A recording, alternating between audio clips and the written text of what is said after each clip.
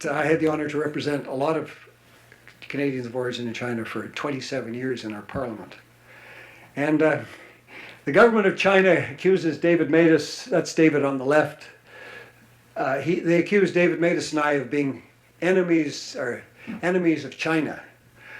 I want to assure you that that's the last thing that either of us are, that we like to think, like all of you, I'm sure, that we're the friends of the people of China.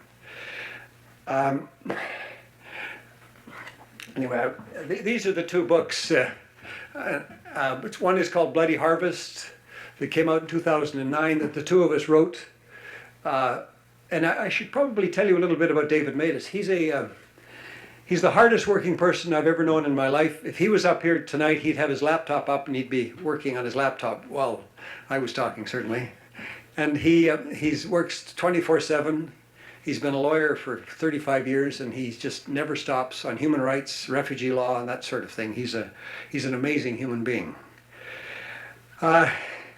This book came out in 2009, and I wish I had a copy for each of you. I don't, but if anybody wants to look at it afterwards, I'm happy to loan you the copy, at least for a while tonight.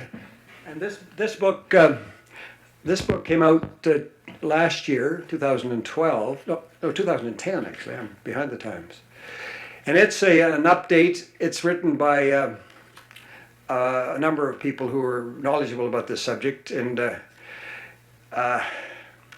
I may refer to that in a few minutes. Actually, I know that time is limited, so I better get on with what I'm going to talk about. I'm quite certain, ladies and gentlemen, that time is of the essence on this issue, that women and men are being killed in China. If not as we speak, they're being killed on probably a daily or every second day basis in China.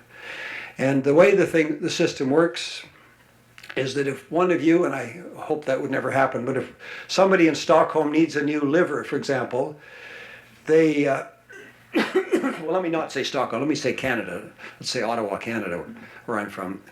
They arrange through a broker to go to probably Shanghai. They fly to Shanghai. They pay over, can you put the prices up, please, of the organs?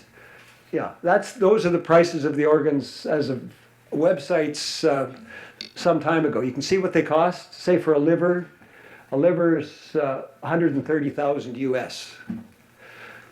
So once you've paid your 130,000 US, and you all know that people are desperate, and if they have the money, they will pay it. Some people will. They fly to Shanghai. They probably go to the #1 People's Hospital in Shanghai, where they're blood tested and tissue tested and all the things you have to do for a transplant. And then the computer says there's a match for, let's say it's Vasilios. There's a match for Vasilios out in work camp number 300, and we think there are about 350 forced labor camps in China. I'll get to that in a minute. And somebody who's a match for Vasilios by blood type and tissue type is dragged out of the work camp into probably a makeshift hospital. He's given a light anesthetic.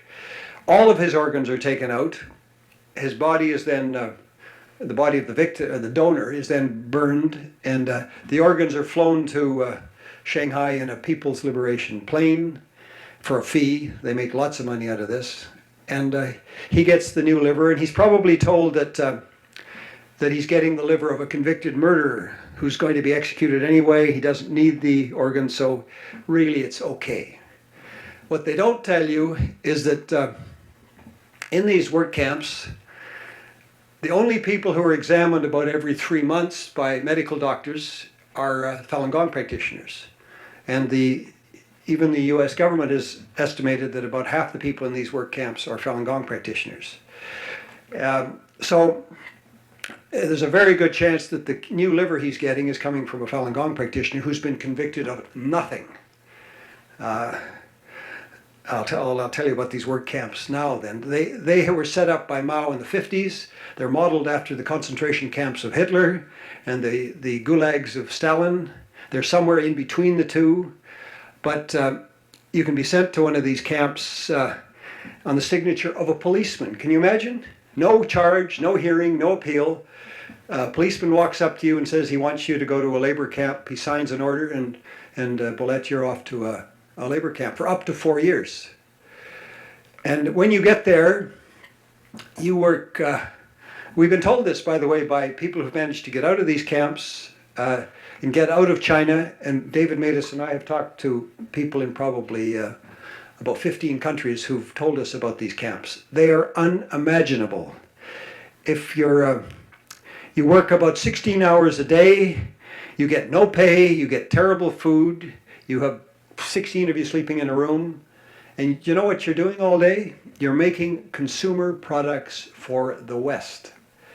We've had, for example, Dr. Charles Lee told us that he was actually making these Homer Simpson slippers that when he finally got out of the camp and got back to New Jersey, where he's from, he saw in a department store in New Jersey.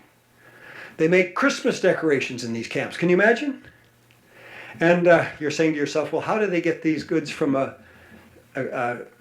these forced labor camps to Stockholm, for example? The way they do it is companies who buy these things go through middlemen, and they say, well, we didn't know that this Christmas decoration was coming from a forced labor camp. Yeah, maybe they didn't. Maybe they didn't try very hard to find out either. And what a lot of us feel is that Sweden and Canada and other countries with rule of law should put an onus on importers to prove that the goods they're bringing into Stockholm or Ottawa are not coming from forced labor. That might help.